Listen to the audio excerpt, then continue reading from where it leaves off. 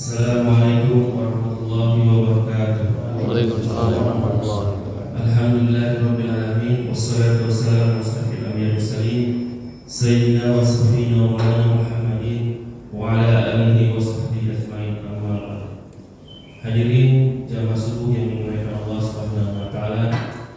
Marilah pertama-tama kita panjatkan puji dan syukur kita kepada Allah Subhanahu wa taala yang mana pada kesempatan ini kita masih diberikan nikmat iman, nikmat Islam, nikmat sehat, taufik dan hidayah sehingga kita semua dapat hadir di Masjid Baitul Salam sama-sama melaksanakan ibadah sholat subuh berjamaah, dan insyaallah kita lanjutkan dengan kajian subuh. Mudah-mudahan niat langkah kita dari rumah ke masjid dan ibadah sholat subuh kita dan ibadah-ibadah lainnya selalu diterima oleh Allah Subhanahu wa taala. Amin amin ya rabbal alamin. Salam dan salam terlupa kita curahkan kepada junjungan kita baginda Nabi Muhammad sallallahu alaihi wasallam beserta keluarganya, para sahabatnya, dan insyaallah kepada kita semua yang istiqomah menjalankan sunnah Rasulullah SAW, semoga mendapatkan syafaat dari Rasulullah SAW di yaumil akhir nanti. Amin amin ya rabbal alamin. Hadirin jamaah subuh yang dimuliakan Allah Subhanahu wa taala, pada kesempatan pekan kedua ini insyaallah kajian subuh akan disampaikan oleh guru kita Al-Mukarram Ustaz Ahmad Maskur Siddiq LCMA dengan pembahasan fikih muamalah, melanjutkan pembahasan selanjutnya itu surah Al-Baqarah ayat 283 dan 284. Baiklah, marilah sama-sama kita awali kajian ini dengan sama-sama baca basmalah. Bismillahirrahmanirrahim. Pada guru kami persilakan.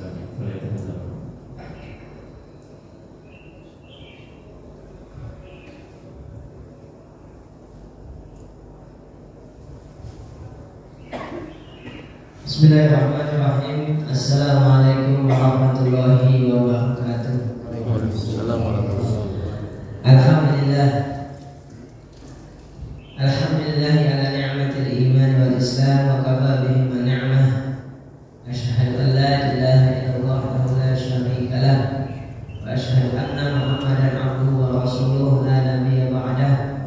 Allahumma shalli wa sallim wa barik ala sayyidina Muhammad wa ala alihi wa ashabihi wa man tabi'ahum bi ihsan ila yaumil qiyamah, amma ba'd. Faqad qala ta'ala fi kitabil karim, a'udzu billahi minasy syaithanir rajim, ya ayyuhalladzina amanu la ta'kulu amwalakum bainakum bil batili illa an takuna tijaratan an taradin minkum wa la taqtulu anfusakum innallaha kana bikum rahima. Kaum muslimin yang masalah sebuah masjid Baitul Salam yang dimuliakan Allah Ta'ala, alhamdulillah syukurillah atas segala nikmatnya kita bisa melaksanakan salat subuh berjamaah di awal waktu. Mudah-mudahan telah menerima salat kita dan semua amal ibadah kita, melipat gandakan pahalanya dan jadikan sebagai penebus atas dosa-dosa yang pernah kita lakukan. Salat dan salam kita sampaikan kepada Nabi kita Muhammad SAW sebagai ungkapan terima kasih kita kepada baginda atas segala pengorbanan dan perjuangannya hingga Allah telah bisa sampai kepada kita. Sebagaimana biasa, kita membuka ta'lim kita dengan baca surah Al-Fatihah, surah pembuka, dengan harapan melalui wasilah surah Al-Fatihah ini Allah telah bukakan hati kita sehingga bisa menerima hidayah Allah Subhanahu wa taala, bisa terserap dalam jiwa kita hingga mendarah daging dalam tubuh kita, menjadikannya sebagai cahaya yang menerangi hidup kita hingga akhir hayat nanti. Ala hadiniyah wa ala kulli niyatin salihah wa ala hadratin nabi al-Fatihah. A'udzu billahi minasyaitonir rajim. Bismillahirrahmanirrahim. Alhamdulillahirabbil alamin arrahmanir rahim maliki yaumiddin. Iyyaka na'budu wa iyyaka nasta'in ihdinas siratal mustaqim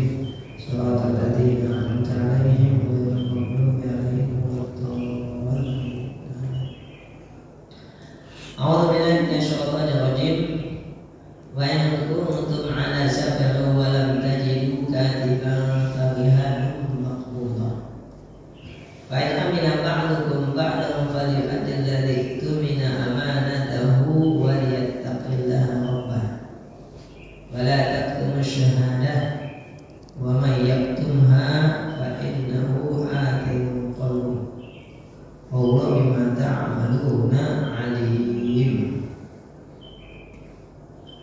Dalam satu ayat ini kalau kita hitung ada pertama, satu kalimat pertama wa in kuntum ala safarin falam tajidu katiban farihan maqbula. Yang kedua fa in amina ba'dukum ba'dan falyu'addi alladhi tumina amanata waliyattaqillah rabbah. Yang ketiga wala taktumu syahada wa may yaktumha fa innahu athimun qalbuh. Ya, jadi di sini ada permasalahan pertama adalah tentang rihan, yang kedua adalah tentang amanah, ya, yang ketiga tentang kitman syahadah. Dalam ayat ini Imam Qurtubi mengatakan fihi arba'un wa ishruna masalah.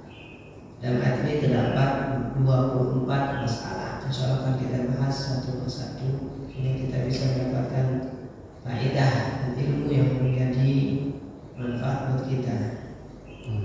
Yang pertama, pada ayat sebelumnya Allah telah menjelaskan tentang anjuran untuk menulis hutang piutang, mendatangkan saksi yang tidak lain tujuannya adalah untuk menjaga harta. Para ulama setelah mempelajari seluruh hukum dalam Islam, ya, dari mulai bab ibadah sampai bab muamalah semuanya, maka para ulama menyimpulkan tujuan dari dibuatnya hukum itu ada 5 yang mereka sebut dengan maqasidus syariah. Tujuan dari syariah ada 5. Yang pertama hifzuddin, yang kedua hifzun nafs, yang ketiga hifzun nas, kemudian hifzul akal dan hifzul mal. Jadi dalam semua hukum yang Allah telah tentukan untuk manusia, tujuan pertama adalah untuk menjaga agama, agar agama ini tetap ada, karena agama adalah kebutuhan manusia, sebagaimana manusia butuh kepada air dan udara. Yang kedua hifzun nafs, menjaga jiwa kita, menjaga nyawa kita, maka diharamkan melukai, diharamkan membunuh dan semacamnya. Yang ketiga hifzun nas, menjaga keturunan agar jelas nasabnya, ya, agar jelas nasabnya, maka diharamkan zina, diperintahkan nikah, diperintahkan untuk punya keturunan, ya, bahkan dikasih tahu bagaimana cara mendidik anak dan seterusnya. Karena kalau tidak ada keturunan, manusia punah, ya, yang disebut dengan depopulasi. Nah, itu yang sedang terjadi di Jepang. Bisa begitu ya, saya kayak juga dengan mereka sampai jutaan manusia kan penghuninya adalah kita pindah ke sana ya, antara kerjasamanya pemerintah Indonesia dengan Jepang begitu untuk mengekspor manusia ke sana ya, ya mengekspor manusia ke Jepang, ya kan, sampai sekolah-sekolah dasar TK sepi karena mereka nggak mau punya keturunan. Ya kan, itu kan fakta ya, kalau nggak punya keturunan itu begitu. Kerjasama untuk bangsa Indonesia kebanyakan yang sulit rumah tidak sono, rumah gratis. Nah, ya. Nah, kemudian yang keempat hifzul akal, menjaga akal. Karena akal ini alat yang sangat penting bagi manusia. Dengan akal bisa menjadi khalifah, ya, bisa mengembangkan bumi. Itu kan karena akal. Makanya diharamkan khamar, ya, dan segala hal yang merusak akal, bukan hanya khamar ya. Nah, ini kan menurut ahlinya, menurut ahlinya kan merusak akal, ya kan? Nah, mungkin zaman Nabi belum ada, ya, jadi nggak ada nasnya, ya kan, gitu kan? Yang ada zina, yang ada secara umum, wala taqrabu zina, gitu ya, seperti itu. Nah, itu. Dan yang terakhir itu menjaga harta, karena harta ini telah mengganggu kehidupan. Tulang punggung kan kehidupan ya. Jadi kalau tulang punggungnya rapuh, ya waktu masih hidup tapi nggak tegak, nggak bisa berjalan, gitu. Tulang punggung. Nah, ayat-ayat tentang menjaga harta itu banyak sekali dalam Al-Quran, ya, dan lebih banyak lagi dalam hadis. Ya. Jadi tujuannya menjaga harta. Jadi harta itu dijaga, ya. Jadi kalau orang hutang dijaga kenapa? Supaya nggak hilang uang kita. Gitu. Ya, dijaga harta. Jadi dalam Islam itu harta itu harus dijaga, nggak boleh dibiarkan hilang. Ya, kalau hilang karena musibah, murni karena musibah, innalillahi wa inna ilaihi raji'un. Tapi kalau kecerobohan, nah itu yang harus kita ya hindari. Ya, kalau kecerobohan, dapat uang sembarangan, ya kecerobohan namanya. Ya kan? Nah kalau kecerobohan, apalagi sengaja dibuang, buat hotel Coldplay 4 juta, ya Allah, saya bilang. Ya kan? Kalau kasih makan orang atau berapa mulut dikasih itu, ya kan? Nah itu namanya tabdzir, nggak disraf lagi itu tabdzir. Kalau tabdzir itu membelanjakan uang atau harta yang bukan pada tempatnya, itu namanya tabdzir. Yang tidak mendatangkan faedah, itu namanya tabdzir. Kalau israf itu lebih dari kebutuhan, itu israf namanya. Ini bedanya. Makan kan kebutuhan tuh, tapi kalau kita makan lebih dari kebutuhan, nah itu israf. Ya kan? Sebaliknya kalau kurang dari kebutuhan, kita namanya takdir. Dua-duanya nggak boleh. Walladzina idza anfaqu lam yusrifu wa lam yaqturu. Ya, jadi kalau kita berinfak nggak israf, nggak iqtar. Ya, jadi nggak berlebihan, nggak kurang. Ya, jangan sampai kita ada makan jaring bubuk kecap, jangan. Itu takdir, nggak boleh. Alasannya memang jangan ya bapak ya. Uang ada, ya kan? Istri nggak tahu bapak punya duit, ya kan? Ya kan ngasih dikit, sehari cuma 20.000 misalnya, itu cuma buat nasi, kecap, alasannya hemat, jangan juga, nggak boleh, ya nggak boleh. Tapi israf juga nggak boleh, lebih kan? Nggak boleh masak nasi lebih mulu buang, masak nasi lebih mulu buang, nggak boleh lama. Itu israf namanya. Nah kalau tabdzir belajarkan sesuatu yang bukan pada tempatnya, ya kan, yang tidak dibutuhkan, itu tabdzir namanya. Ya, makanya kita harus perhatikan tempat dari belanja yang kita lakukan. Nggak perlu, jangan beli, ya kan. Ada uang di situ, nanti kapan butuh jadi ada, kan gitu. Ya, gitu. Nah itu namanya hifdzul mal. Ya, nah di sini ada ini menyebutkan dalam kondisi khusus. Ya, dalam kondisi khusus di mana kad budai pencatatan utang itu enggak mudah dilakukan atau sulit dilakukan atau enggak bisa dilakukan, ya, atau ishad mendatangkan saksi juga enggak bisa. Ini satu kondisi itu apa? Ma'in kuntum ala safari, jika kalian dalam safar. Nah pertama kita cara memahaminya konteksnya saat itu ya, jangan memahami zaman sekarang. Ya zaman sekarang udah banyak sekali kemudahan yang tidak ada di zaman Nabi. Karena ayat ini turun zaman Nabi ya. Jadi kita pahami konteks di zaman Nabi dulu. Safar itu seperti apa zaman Nabi? Kebayang ya? Dari satu tempat ke tempat lain naik onta, terkadang jalan kaki, paling cepat ya naik kuda kan gitu ya. Nah begitu. Terus perjalanan pun di gurun pasir, ya nggak ada rest area. Nah kalau itu kan ada rest area gitu, ya kan? Ya kan? Nggak ada rest area gitu. Ketemu orang juga belum tentu sepanjang jalan, karena nggak ada pemukiman, apalagi sinyal belum ada kan gitu. Ya, alat tulis juga masih sangat minim kan, alat tulis bukan nggak ada, tapi masih sangat minim karena belum budaya menulis kan gitu. Masih kertas udah ada tapi masih sangat minim. Kan kertas pertama kali di Cina ya, begitu. Dan cuma ya sangat minim lah kesimpulannya. Ya, nah kalau dalam kondisi perjalanan kita nggak bisa mencatat, ya, apalagi mendatangkan saksi siapa kan gitu, maka ada solusinya. Ya, jadi kalau hukum Islam itu pola pikirnya menjawab untuk mencarikan solusi. Jadi kalau istiqamah memang itu tugasnya, cari solusi. Jangan nikah nggak boleh, nah jangan. Cari solusi, begitu. Harus cari pintu untuk keluar dari masalah. Oke, pintu ini nggak boleh, yuk kita cari pintu lain. Nah begitu. Itu pola pikirnya harus begitu. Karena setiap manusia butuh solusi untuk masalahnya. Zina diharapkan, nikah dimudahkan, kan begitu. Ya kan, nikah dimudahkan, nikah jangan dipersulit, jangan dibalik. Zina dimudahkan, nikah disulitin. Nah, kan begitu. Mau nikah kedua sulit banget, tapi selingkuh dibolehin. Nah, kan lucu kan? Ya kan? Mau nikah kedua dipersulit, ya kan? Harus selingkuh, malah dibiarin gitu. Nah, ini kan salah namanya.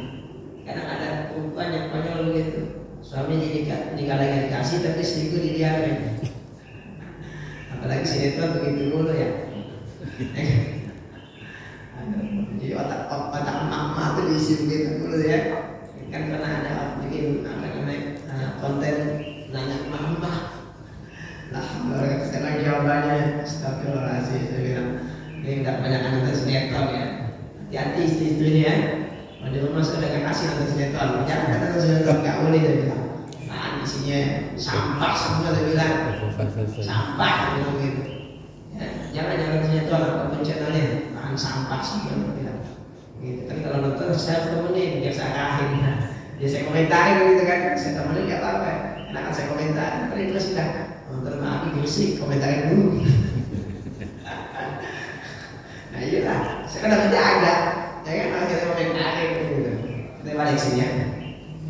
Jadi sekarang dalam kondisi tertentu kan sulit ya, kita mau mencatat, mentransaksi, maka ya ada solusinya itu apa? Rahdun namanya. Ya rahdun. Nah.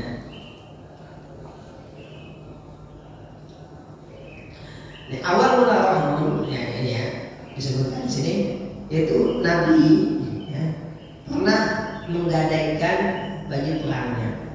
Jadi ketika beliau membeli gandum ya, tapi utang gitu. Subhanallah, Nabi beli gandum utang, nggak punya duit ya. Emang Nabi hidupnya ya apa adanya gitu. Sebelum jadi Nabi kaya, kan gitu. Dan Nabi kan emang nggak boleh kerja, emang harus dakwah. Ya makan seadanya aja. Nabi minjem gandum, bahasa salah ya, salah itu artinya minjam tapi karena makanan pokok, bukan kayak minjem uang gitu ya seperti ini. Ya, jadi membeli akhirnya apa? Digadaikanlah baju perangnya. Kenapa? Karena di situ si Yahudi itu mengatakan Nabi ini pengen ngambil harta saya. Apa? Gak mau bayar, kata Nabi, ya kan? Saya ini al-amin, ya, orang yang dipercaya, penghuni langit aja percaya sama saya, begitu kan? Nabi, ya, nih, buat nih baju perang saya, buat jaminan, kan buat jaminan. Nah itu, ya, kita nyebutnya jaminan, ya. Nyebutnya jaminan, artinya kalau kita berhutang sebagai bukti kalau kita akan bayar, itu namanya jaminan. Cuma dalam bahasa fikih nanti beda ya. Ada doman, ada rahdun. Nah ini beda. Yang harus kita perjelas mana perbedaannya. Nah rahdun, ya tadi contoh sederhananya itu kan. Nanti berhutang, ya, yang berhutangin takut nggak dibayar, ya nanti kasih baju. Nah itu namanya rahdun. Namanya rahdun, tidak seperti itu. Nah kemudian saya ikut apa dari kita lagi yang tadi ya. Jadi kan mengatakan wa in kuntum ala safarin, ya, jika kalian dalam safar, apakah rahdun itu hanya boleh di safar? Kan ayat kan wa in kuntum ala safarin, ya. Nah kalau mengatakan kalau di safar udah jelas boleh berdasarkan ayat. Nah dalam keadaan iqamah atau hadar, yaitu tidak dalam keadaan safar, juga boleh berdasarkan hadis. Itu apa? Tadi yang Nabi contohkan. Sehingga kesimpulannya ulama sepakat rahdun, ya. Rahdun itu kalau kita lihat di kamus gadai. Cuma gadai dalam pemahaman hukum masyarakat kita ini agak beda dengan gadai dalam fikih yang saya tahu. Ya, gadai kan benar penggadaian tuh. Ya. Nanti akan kita pelajari rahdun dalam bahasa Quran dan bahasa fikih itu seperti apa definisinya, ya gitu. Nah, apakah sama dengan gadai yang kita kenal saat ini atau ada bedanya? Nanti kita akan lihat ya. Nah, rahnun ya, itu di Al-Quran jelas disebutkan boleh dalam keadaan safar. Ya, adapun dalam keadaan hadar yaitu tidak musafir pun boleh berdasarkan hadis. Begitu ya, seperti itu. Sehingga kesimpulannya dalam keadaan musafir atau dalam keadaan mukim dua-duanya boleh. Ya, itulah pentingnya kita juga tahu hadisnya. Karena kadang orang Al-Quran itu udah pegang hadis kagak, Al-Quran juga nggak boleh. Ya, dia tahu hadis juga boleh. Ya, padahal Al-Quran dan hadis dua sumber hukum. Ya, seperti itu.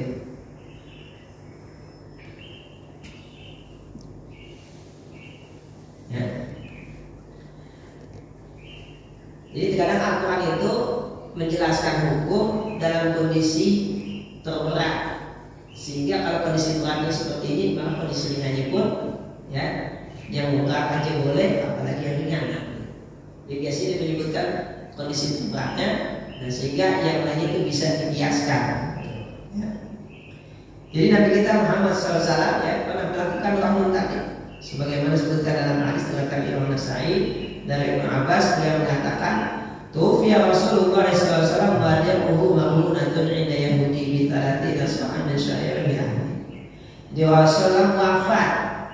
Ya, ketika beliau wafat, baju besi, baju perangnya itu masih digadaikan di tangan orang Yahudi. Ya, Rasul masih berhutang 30 sok gandum. Jadi Rasul saking miskinnya sampai mati berkali-kali warisan, digali hutang. Jadi kayak itu hutang ya. Jadi nggak punya harta sama sekali. Kemudian masalah ketiga, walam tajidu katiban. Kalian tidak menemukan katib, ya, juru tulis, orang yang tidak bisa menulis. Gitu. Walam tajidu katiban, ayam tajidu, ya, katiban juru tulis. Ya. Tidak ada orang yang bisa menulis. Gitu. Rajulun yaktubu, nggak ada orang yang bisa menulis. Atau tafsir yang lain kata Mujahid, ya, lam tajidu midadan. Ya. Ada juru tulis tapi nggak ada alat tulisnya. Nah, ada juru tulisnya mungkin ada yang bisa nulis, tapi midad itu tintanya nggak ada. Ya, alat tulisnya kan nggak ada. Seperti itu. Ya, pada lam tajidu katiban, jika kalian tidak menemukan katib, itu baik tidak ada yang bisa tulis atau tidak ada alat tulisnya. Jadi maksudnya katiban yaitu ya, penulisnya atau alat tulisnya. Yang keempat, rihanun maqbudah. Rihanun jamak dari rahnun.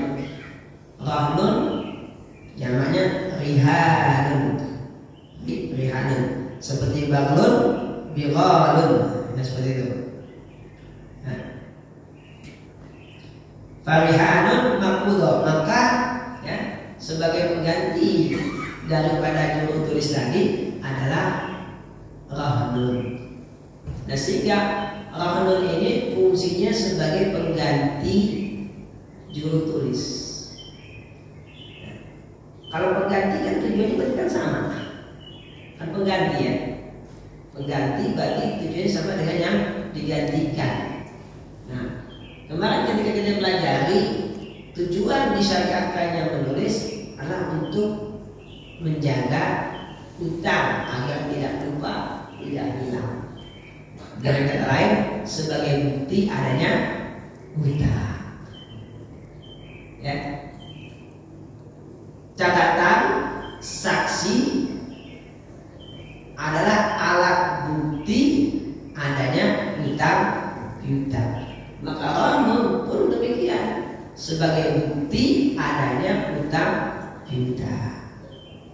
Ini yang poin pertama nih. Rahnun adalah sebagai alat bukti adanya hutang piutang. Sebagaimana catatan dan saksi adalah alat bukti adanya hutang piutang. Oke, karena rahnun di sini pengganti daripada catatan. sehingga kalau bisa dicatat ada saksi, berarti nggak butuh rahim. Nah, kalau semuanya gimana? Satu ada nggak? Catatan ada, saksi ada, kalau ada juga boleh. Jadi salah satu contoh yang asli dan penggantinya dua-duanya diambil boleh. Nggak semua ya. Kayak tayamum kan pengganti wudhu. Jadi kalau belum sebelum nggak tayamum, nah kan gitu kan. Nggak boleh dua-duanya. Wudhu juga tayamum juga nggak boleh. Tapi kalau nggak bisa wudhu karena nggak ada air atau ada air tapi nggak bisa pakai wudhu, baru tayamum. Itu kan pengganti kan. Nah kalau di sini rahdun itu pengganti catatan dan saksi, ya kan? Tapi dalam bab ini dua-duanya boleh, dicatat juga, saksi juga, rahdun juga boleh. Gitu ya? Boleh, jadi semuanya rahdun juga, saksi juga, catatan apa? Untuk memperkuat. Kenapa? Karena terkadang ada kita berurusan dengan orang yang imannya lemah. Ya kan? Maksudnya apa? Dia minjem duit, dia nggak niat bayar. Nah, kan begitu. Kadang-kadang ada orang begitu. Minjem duit, nggak niat bayar. Nanti ada kita bahas setelah ini ya. Setelah kita saya ini nanti kita bahas ayat-ayat seperti itu. Jadi ada orang ya, minjem duit tapi nggak niat bayar. Nah, ini ada lagi. Makanya minjemin ya udah. Saya minta berapa? Nah, kan gitu kan. Kita nyebutnya jaminan ya, sebagai jaminan. Nanti kita lihat definisinya. Al-khamisah, masalah yang kelima. Makna rahman menurut ulama. Ihtibas al-aini wa tiqatan bil haqqi liyustawfal haqqa min zamaniha aw min zamani manabiha inda ta'adzuri akhihi min al-gharib. Ini definisi rahman. Secara bahasa, rahdun itu maknanya hadsun atau dawam. Rahdun itu secara bahasa artinya menahan, dan juga mana berlanjut. Nih dua kata kuncinya nih, menahan, berlanjut. Ya. Maka kalau dia tidak ditahan, berarti bukan rahdun. Kalau dia nggak melanjut, selesai, berarti nggak mau. Itu kata kuncinya. Nah, karena orang artinya menahan, apa yang ditahan? Ainun. Apa ainun? Barang, benda. Ya, barang atau benda. Berarti bukan uang. Ya, karena kalau kalimat ainun dalam bahasa fikih itu berarti barang atau benda. Karena diambil kata ainun artinya mata. Berarti terlihat. Maka disebut ainun. Ya, barang atau benda. Ya. Habsul aini, menahan barang. Ya udah sini barang kamu saya tahan, kan gitu. Ya kan? Udah sini barang saya tahan. Tahan tuh. Buat apa? Watiqatan bil haq. Sebagai bukti adanya hak kita di tangan dia. Dan ada dalam definisi lain, watiqatan bid-dain, sebagai bukti adanya utang-utang. Watiqah itu kan dokumen, ya. Watiqah itu bahasa saya dokumen. Watiqah itu dokumen. Kata watiqah yatiqu kan artinya mengikat, ya. Dan dokumen itu kan mengikat, ya. Contohnya kita nikah dengan dokumen, kan? Nikah ini dengan ucapan saya nikah aja, sudah selesai, sudah sah, ya kan? Dan perlu dokumen, dicatat, ya. Jadi pencatatan itu bukan untuk mensah nikah, tapi ada dokumen, ya, sebagai bukti adanya pernikahan. Itu maksudnya. Jadi menahan sebuah barang, ya, atau benda sebagai bukti adanya hutang. Itu yang pertama tujuannya. Yang kedua, lias taufial haqqo min samaniha. Dari barang tadi nilainya, harganya itu akan menjadi alat pembayaran. Inda ta'adzuri akhdhihi min al-gharib. Ketika ya ketika si penghutang tidak bisa membayar hutangnya. Jadi tujuannya dua nih, rahman. Yang pertama bukti adanya hutang, yang kedua ya agar ya barang tadi samannya itu harganya setelah dijual.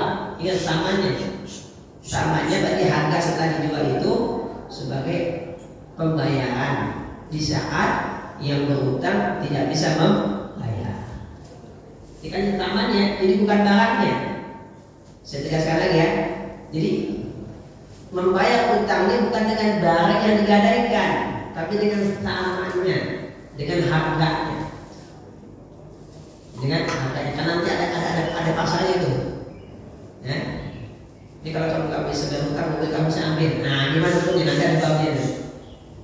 Di samanya di sini, ya bukan barangnya. Sama itu apa? Harganya. Ya, jadi kalau kita jual barang, berapa 10.000 dan 10.000 itu sama. Ya, bisa ulangi lagi. Habsu ainin wadiqatan bidain. Ya, menahan sebuah barang atau benda sebagai bukti adanya utang. Wa yustawfa min thamaniha, dari harga barang tadi ya dilunasi utang inda ta'adzuri akhdhihi minal gharim, ketika si pengutang tadi tidak bisa membayar. Nah, itulah namanya rahnun. Ya. Paham ya sini? Rahnun. Sehingga barang tadi ditahan sama orang yang utang. Nah, sehingga dalam bab rahnun ada dua pihak. Yang pertama yang memberikan utang, yang kedua yang berutang. Kan? Itu rukun pertama. Ya, yang berutang dan yang mengutangi. Nah, yang berutang apa lagi? Utang. Berarti kalau nggak ada utang nggak ada rahnun. Nah, ini nggak ada utang nggak ada rahnun, nggak ada. Jadi nggak ada rahnun itu ke diri sendiri, nggak ada. Nggak ada bab rahnun tanpa ada utang. Beda dengan jual beli ya, jual beli nggak ada utang juga nggak ada apa-apa, nggak bisa. Dia berdiri sendiri. Tapi rahnun tidak berdiri sendiri. Rahnun ya itu cabang dari utang. Nggak ada utang, nggak ada rahnun. Begitu. Ini penting nih poinnya nih. Nggak ada utang, nggak ada rahnun. Ya, artinya apa? Berarti kalau utang lunas, otomatis rahnunnya selesai. Nah, gitu. Ya, utang lunas, rahnun otomatis selesai. Mesti otomatis, jangan pakai proses lagi. Kadang prosesnya repot. Makanya Bapak udah punya pengalaman nggak ada sesuatu nggak? Mudah-mudahan jangan ya. Mudah-mudahan jangan ya. Karena sedikit yang saya tahu, kalau apalagi yang digadai sertifikat tanah, repot. Giliran ngasih gampang, giliran balikinnya setengah mati. Ribet urusannya. Lihat. Jangan sampai dah gadai sertifikat tanah, repot. Nah, saya sedikit tahu dari orang yang biasa ngurus-ngurusan begitu. Di antaranya di sertifikat tanah itu jadi udah ada stempel kalau itu tadi nggak ada. Nah, ribet dah. Ya, mungkin kalau kita gadai sama orang dekat saling percaya mungkin lebih gampang kali ya. Gitu ya. Nih, saya punya motor dah, atau saya lunas mungkin gampang ya. Tapi kalau dalam lembaga orang itu ribet dah. Padahal mestinya begitu utang selesai, itu rahnun langsung balik. Ya, mestinya, karena udah selesai kan? Karena kita katakan rahnun adalah cabang dari utang. Nggak ada utang, nggak ada rahnun kan begitu, ya kan? Maka rukun berikutnya kan ada utang. Rukun pertama pelakunya, ya kan, yaitu yang berutang dan yang mengutangi. Nah, yang berutang disebut rahin, yang menggadaikan. Ya kan? Yang mengutangi disebut murtahin, yang menerima gadaian. Oke? Nah, berarti ada mauhudnya, barang yang digadaikan. Yang penting yang tadi ada utang. Ada utang. Gitu. Ya. Nah, itu namanya rukun rahan. Yang utang namanya rahin, yang yang mengutangi, yang menerima barang gadai namanya murtahin, kan? Dan kemudian ada marhun, yaitu barang yang digadaikan, dan ada utangnya. Ya, ada utangnya. Dan itu namanya rahnun. Ya. Kemudian tadi kita katakan, ya, kan rahnun itu maknanya habsun sama dawam, ditahan dan terus berlanjut. Maka kalau barang yang digadaikan itu kembali kepada yang menggadaikan, batalah rohannya, batal, selesai rohannya. Jadi barang yang digadaikan itu harus tetap berada di orang yang mengutangi atau mutahin. Kalau kembali kepada orang yang rohin, batal gadainya, putus gadainya, ya, selesai gadainya batal. Kenapa? Balik begitu, ya, seperti itu. Nah, di sini ada kalimat tadi ya, farihanun makbudah. Jadi rahanun tadi barang yang digadaikan itu makbudah, dikepal. Kalau pada itu begini nih menurut warna, ya, ini pada ini kan berarti apa namanya, simbol menguasai, ya kan? Itu menguasai kan, yang dipegang ini kan dikuasai. Kalau orang mau ngambil kan harus rebutan dulu, ditahan dulu gitu. Berarti benar-benar diterima. Berarti barang yang digadaikan itu dipegang dan dikuasai secara fisik, bukan secara pemilikan ya. Nanti ada bab lagi ya. Itu dipegang oleh si pemerintah atau mutahin tadi. Jadi harus, nggak boleh nggak dipegang, harus dipegang. Makanya namanya gadai pasti kita serahin barangnya, ya. Nah kalau tanah, ya, kita serahin sertifikatnya, bukan tanahnya. Nah, cuma gimana dengan kendaraan? Ini kita kasih cuma BPKB-nya, barangnya kita, nah, kan gitu. Ya, kalau konteks fikih lama emang nggak ada istilah BPKB, gitu kan? Ada gitu kan, seperti itu. Ya. Nah tanah juga dulu ada surat-surat. Jangan kan dulu banget ya, mungkin 60-70 tahun yang lalu juga mungkin masih ada orang yang belum punya surat tanah kan ya. Sekarang juga mungkin masih banyak yang ada surat tanah, daerah-daerah tertentu ya, yang sudah lama ditempati tapi tidak punya surat tanah. Ya. Nah, jadi barangnya itu benar-benar diterima oleh murtahin tadi, gitu. Ya. Maka dikatakan, idza ana qaulan wa lam yaqbilhu fi'lan lam yujib zalik. Saya gadai ya motor saya, udah gitu doang, tapi nggak diserahin motornya. Nah, berarti belum ada rahmat. Ingat, ini saya gadai di tangan saya mahalnya harganya 5 juta, udah ngomong doang, tapi nggak diserahin, itu belum terjadi rahmat namanya.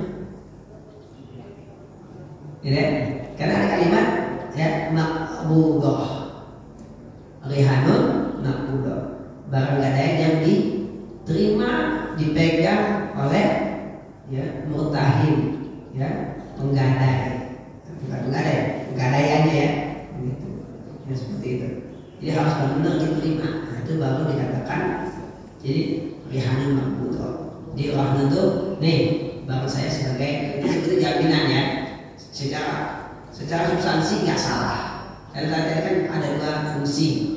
Pertama bukti adanya utang, yang kedua ya jika si pengutang tidak bisa membayar, maka barang ini ya dijual dan harganya buat melunas sudah begitu. Ya, jadi dijual dulu baru digunakan untuk melunasi, seperti itu. Jadi otomatis itu punya nggak bisa. Ya, nanti lain lagi babnya kalau itu lagi nanti ada di bawah seperti itu. Ya, ini bab cukup panjang. Ya, karena waktu mungkin dari saya sampai sini dulu. Nanti selanjutnya tanya jawab. Nanti kita lanjutin lagi, insya Allah. Ya, agak panjang Pak bahasanya. Kalau mau sampai kelar bisa sampai jam 8. Ya kan?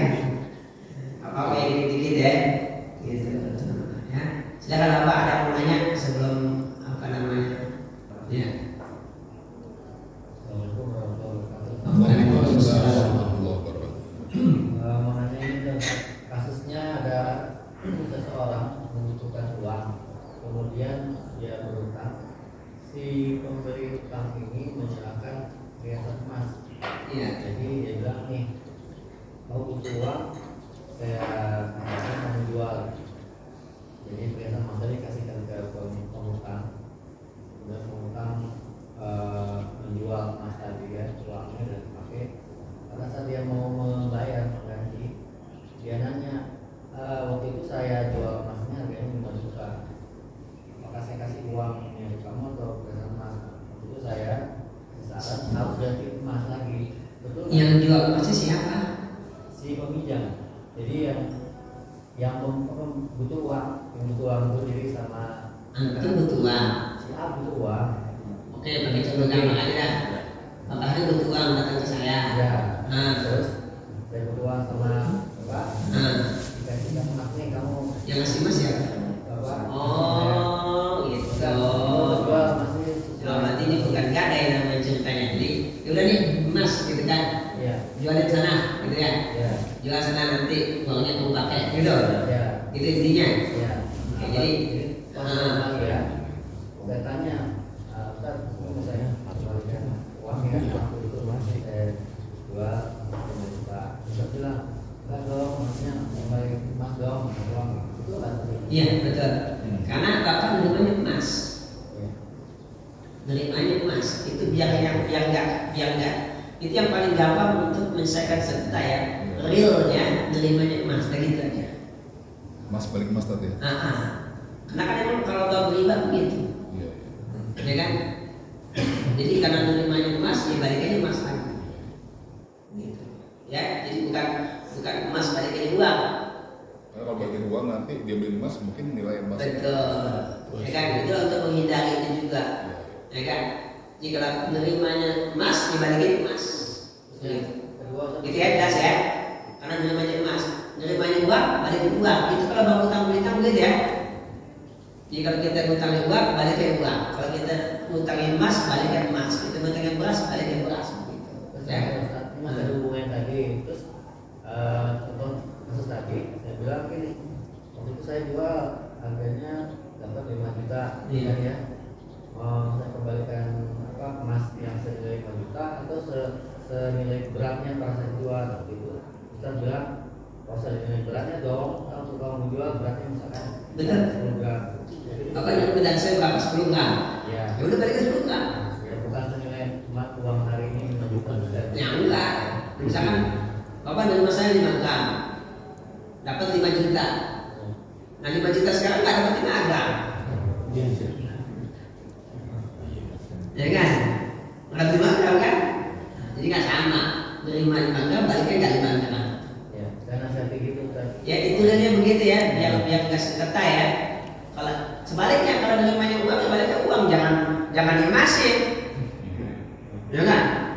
Tapi kan uang 10 juta kemana sekian?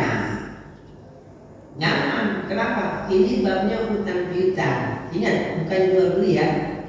Babnya utang piutang. Utang piutang itu tolong menolong. Di mana-mana orang yang menolong berarti berkorban. Nah begitu. Betul nggak? Betul ya? Amanah kalau menolong mesti berkorban kan pasti kan? Kita lagi jalan, berhenti nolongin orang, berarti kan itu berkorban kan? Ngorbanin waktu, ngorbanin tenaga, begitu. Betul ya? Ya kan? Nah kalau kita minjemin orang uang, emang kita berkorban namanya. Memang pasti harus siap berkorban gitu. Karena minjemin, karena babnya utang piutang. Maksud lagi, babnya pinjam meminjam, utang piutang ya. Utang lebih luas ya. Babnya pinjam meminjam. Nah karena kita minjemin, ya emang kita berkorban. Kalau kita nggak berkorban, ganti akadnya, jangan pinjam meminjam, gitu aja. Ya, kalau kita nggak siap berkorban, ganti akadnya, jangan pinjam meminjam. Itu kata kuncinya nih, saya ulangi lagi nih, biar jelas. Ya, kalau kita meminjamkan orang, itu artinya kita siap berkorban. Oke? Di mana-mana yang namanya orang pasti berkorban. Betul ya? Ada orang jatuh ke sungai. Kita korbanin tenaga kita buat tolongin orang. Bahkan kita mempertaruhkan nyawa kita kan gitu. Ya kan? Namanya kan tolong, namanya pasti berkorban. berkorban gitu loh. Oke? Paham ya?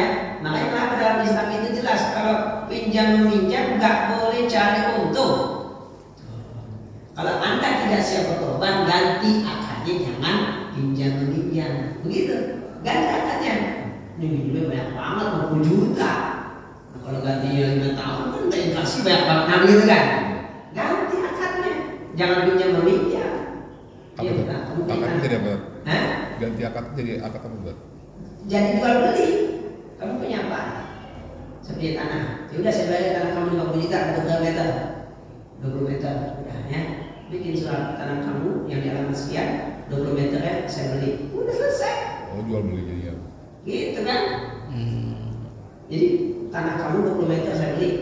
Dia punya tanah 100 meter misalkan. Iya. Ya kan? Saya beli 20 meter 50 juta misalkan. Ya kan? Jadi akadnya jual beli. Udah dipakai duitnya. Gitu. Nanti dia butuh tanah, ya udah kamu jual lagi kamu beli tanah saya 20 meter. Berapa harganya? Harga itu. Itu kalau nggak siap, berkorban. Paham ya Bapak ya? Ya gitu caranya tuh kalau nggak siap berkorban. Ya, yang namanya menolong orang pasti berkorban. Nggak boleh nyari untung bukan menolong namanya. Tuh kata kuncinya ya. Jelas ya? Kalau menolong orang sudah pasti berkorban. Kalau nggak siap, ganti akadnya boleh apa? Nggak haram. Misalkan kalau minjem sampai 2 tahun, 3 tahun, 5 tahun kan inflasi tuh. Kalau setahun masih kecil lah inflasinya nggak seberapa ya, nggak sampai 5% kalau setahun kan, gitu. Tapi kalau udah 5 tahun, 10 tahun kan gede inflasinya tuh. Ya kan? Ganti akadnya. Jangan minjam. Hah? Nah iya makanya akadnya apa? Kan penentu itu akad, akad akadnya apa? Ya udah kamu punya tanah, iya. Nih 50 juta, dapat berapa meter tanah kamu? Kan gitu kan? Berarti kan jual beli kan akadnya? Bukan kan? Bukan pinjam itu jual beli. Ya, ya udah tanah kamu saya bayarin 20 meter 50 juta misalkan. Ya kan? Udah tanda tangan bikin surat. Ya, nggak harus ke PPAT ribet. Ya kan cukup materi 10.000 aja sama saksi 2. Ya kan? Udah selesai. Bikin 2 dokumen, satu kita satu dia.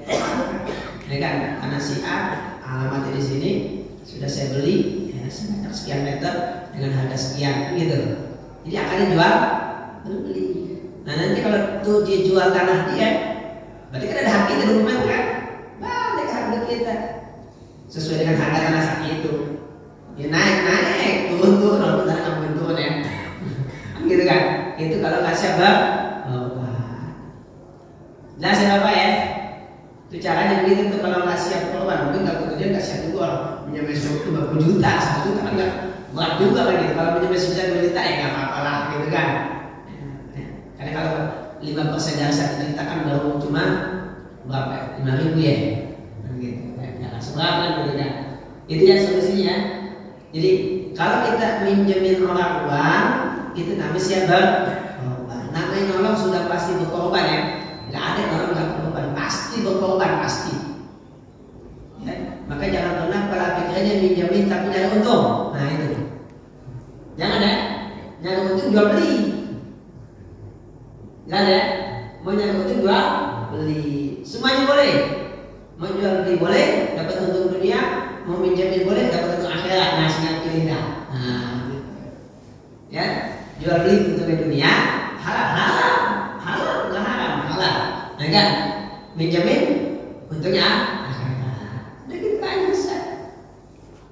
Iya, dan sebentar, ya kembali. Ya itu lanjut yang tadi apa? Kalau akad jadi jual beli ya, Iya. artinya dia butuh uang, terus dia punya tanah, terus tanahnya kita beli, misalnya 50 juta nih. Terus tahun kemudian dia ada rezeki kan, dia mau beli lagi tuh tanah yang apa dia jual. Nah, boleh nggak kita jual ke dia itu ya harganya nggak 50 juta lagi, artinya misalnya contoh 60 misalnya kan? Silakan. Karena udah jual beli kan? Ya harga itu aja dah. Iya, artinya bukan Harga itu. Iya, harga itu artinya intinya nggak sama dengan harga waktu beli, nggak masalah tetap bebas. Kalau jual beli itu kan bebas. Bebas ya. Tergantung kesepakatan. Iya. Antara tijaratan antara rodin. Ya kan? Kesepakatan itu jual beli. Jual beli kan sepakat kan?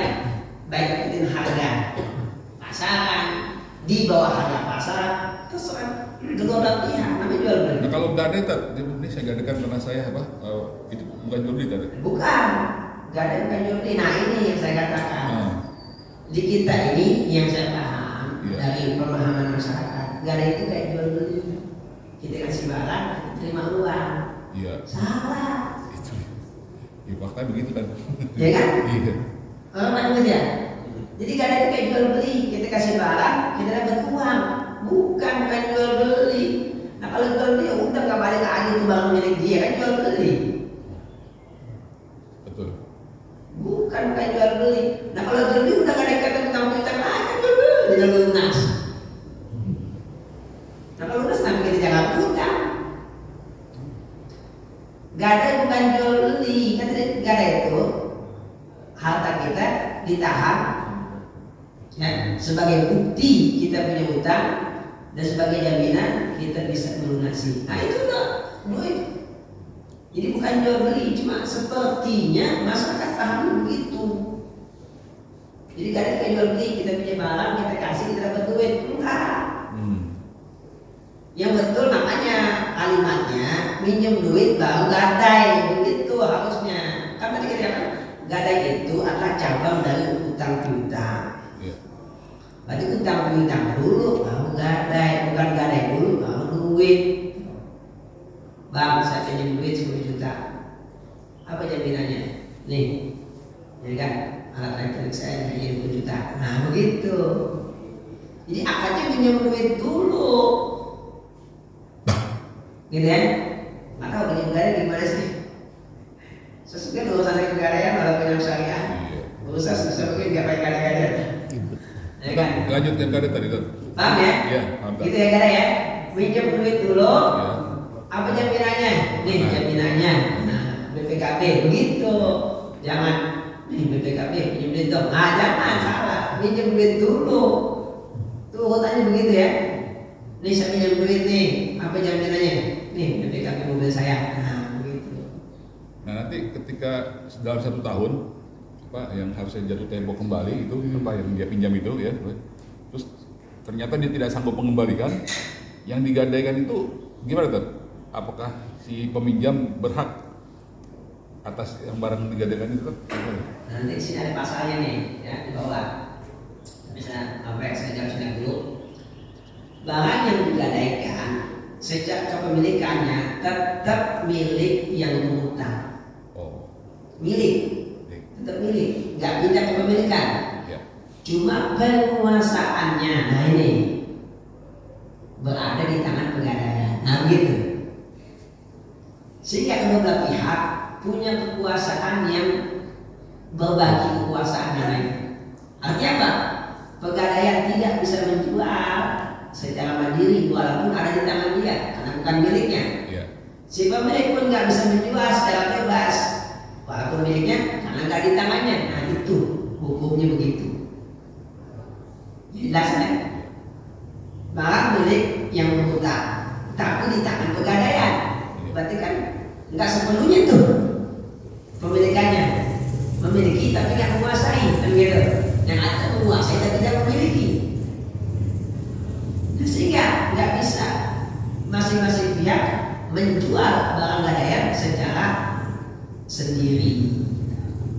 Nggak bisa ya, harus berdua. Harus berdua. Makanya kalau pihak pegadaian menjual itu harus izin dulu sama pemilik. Nggak bisa dijual begitu aja. Bukan hanya jual, mengizin jual yang termasuk harganya ya. Kalau yang punya barang pasti enak aja barang boleh pasti harga boleh juga sebenarnya. Enak aja mobil ini nilainya 100 juta, jual 50 juta gua mau. Begitu. Ini tanah semeternya 10 juta, lu jual 5 juta nggak bisa. Tuh. Tapi kan faktanya nggak begitu. Soalnya ya, dia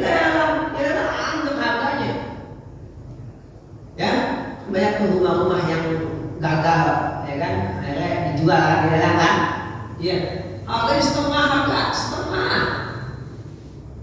Saya pernah ketemu orang, bisa nyampe pengajian dia datang ke saya. Saat tadi saya jelasin kayak gitu, saya tuh sering jadi pembeli jadinya. Untungnya itu desa. Nah iyalah, nah aset setengah harga dijual deh. Di situ kita rapiin, kita jual 2 kali untungnya. Gimana Saya bilang nggak boleh, jangan beli lagi. Saya bilang, kenapa? Zolim buat yang utang. Ini utang 300 juta, 3 kali rumahnya, ya kan? Udah bayar 150 juta, tinggal 150. Rumahnya dijual cuma 100 juta, masih ngutang. Rumah hilang masih ngutang. Itu kan faktanya ya. Rumah hilang masih ngutang. Ya harusnya rumah itu dijual dengan harga pasar, berarti kan dia bisa melunasi utang kan? Malah ada selisih sisanya. Mestinya begitu yang benar. Tapi kan faktanya enggak. Itulah makanya lembaga-lembaga keuangan itu cenderung zalim. Ya Allah sudah mengisyaratkan, wa idza qalu 'alan nasi yastaqun. Maksudnya baik. Wa idza qalu kan sekali. Wa idza qalu 'alan nasi yastaqun. Tapi wa idza qalu awazun yusirun. Lembaga keuangan itu semuanya Muhammad itu cenderung enggak adil. Bukan zalim, enggak adil. Siapa? Giliran dia ngambil untung gede, giliran bagi untung dikit. Nah, kan gitu.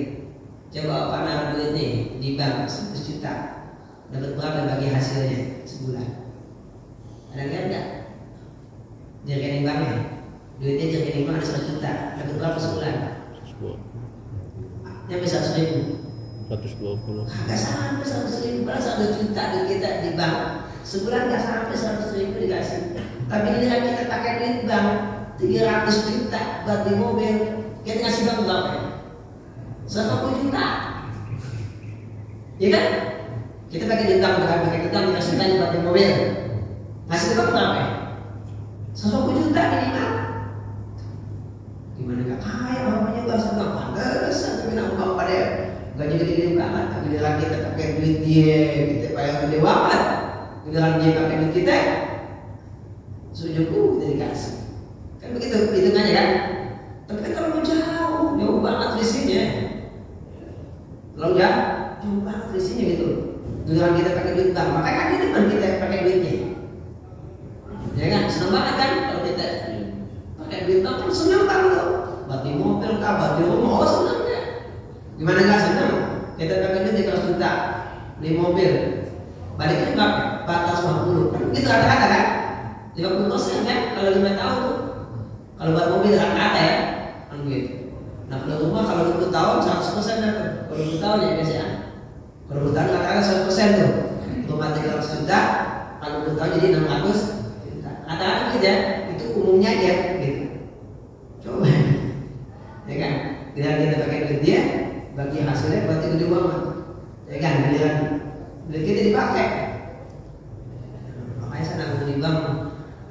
Nggak investasi saya berapa, nggak usah dia bagi hasil. Saya nyimpan duit gratis saya juga, saya kerja sendiri, nggak namin, nggak usah bagi hasil dia bilang, nggak usah bagi hasil, nol kan saya, nanti bisa aman di bank, ya kan gitu aja udah, sampai bisa buat transaksi gampang, ya kan kalau kita nggak bagi hasil kan juga nggak pada aman, ya kan nggak apa-apa pakai duit saya kan gitu kan, daripada ya kan bagi hasil masuk apa. Ya kan, berarti kan saya bisa manfaatin fasilitas bank yang mudah buat pembayaran dan sebagainya. Udah itu aja nih. Kalau investasi dengan investasi sendiri, gedean untungnya gitu. Itu bagi yang ngerti begitu kan. Kalau kita investasi di bank sebenarnya tidak menguntungkan lah. Dan kembali yang tadi ya, jadi kalau memang kita minjemin orang, namanya kita nolong. Kalau kita nolong, sudah pasti berkorban. Sudah pasti bang, kita nolong orang, korban waktu, ya kan? Korban tenaga, begitu kan? Karena kita nolongin. Jadi jangan pernah kalau jadi orang nyari untung ya, jangan pernah ya. Itu namanya nolong. Jadi kalau nggak mau nolong, nggak mau korban, ya udah ganti akarnya jual beli. Begitu ya, seperti itu. Nggak apa-apa juga silakan, nggak apa-apa. jual beli juga boleh. Ya, karena dia punya barang yang diganggu itu dia mau jual bisa juga. Ya kan? Itu motor lu ada 12 baru nanti. Nah, udah ada. Ini apa beda jual dah. Tapi tadi ya jual beli juga dengan harga yang wajar, jangan harga yang ngecek juga mentang-mentang dibutuh harganya ngecek. Nggak boleh itu soalnya juga ya. Nggak boleh. Ya. Harganya wajar juga ya. Kalau jual beli. Seringnya begitu tak? Jangan. Nggak boleh ya. Jangan. Jangan ya. Nggak boleh. Ya. Kalau jual beli pun harganya wajar. Saya mengatakan wajar ya. Gitu. Ya kalaupun lebih sedikit dari harga pasar tapi yang masih wajar lah. Ya, jangan butuh harga 10 juta dihargai 5 juta. Ya janganlah. Jangan ya. Ini saya ingin lagi tanya. Ya. Kita nggak boleh zalimin orang di dunia hidup kita nggak berkah. Iya. Ya jangan pernah deh. Sujud kubu pun jangan pernah. Nggak bakal berkah. Nanti kalau kita jaga berkah, anak kita yang nggak berkah nanti. Terkadang begitu hidup. Mungkin nggak anak kita keturunan. Ya. Ya, tak sering kali gitu, mau lagi BU nu lagi BU, harganya miring. Jangan ya, jangan ya, kasihan. Namanya orang yang butuh duit, ya kan, dia pencet lagi, ya, pencet-pencet kemudian duit sebeli motor, habis 20 juta, ya kan, kita tahu setengah harga, jangan, jangan. Karena kalau kita jadi posisi dia juga kan kita nyesek juga, ya, jangan ya, mudah-mudahan pada kajian ngaji ini ngerti lah insyaallah. Amin, amin. Ya, biar hidup kita berkah, anak kita berkah, banyak atau sedikit itu relatif, ya, yang penting berkah. Kalau berkah itu kita bisa nikmatin, ya. Salah satu bukti berkah itu kita terasa nikmat, itu yang paling gampang untuk berkah, ya. Karena kadang orang harta banyak nggak bisa nikmatin ada, banyak tapi nggak bisa nikmatin. Kurang sakit, mulut nggak bisa nikmatin, ya kan? Betul nggak? Udah sakit pun nggak bisa nikmatin juga, ya kan? Jadi salah satu tanda berkah hidup itu kita bisa nikmatin nikmat yang kasih. Ya, jika apa ini air kita minum di mulut enak. Bukan itu kalau kita sakit. Ada nama ya. Jadi banyak begitu relatif, nggak ada standarnya. Yang penting berkah. Berkah itu apa? Ya bisa kita bantu itu aja. Ya kan?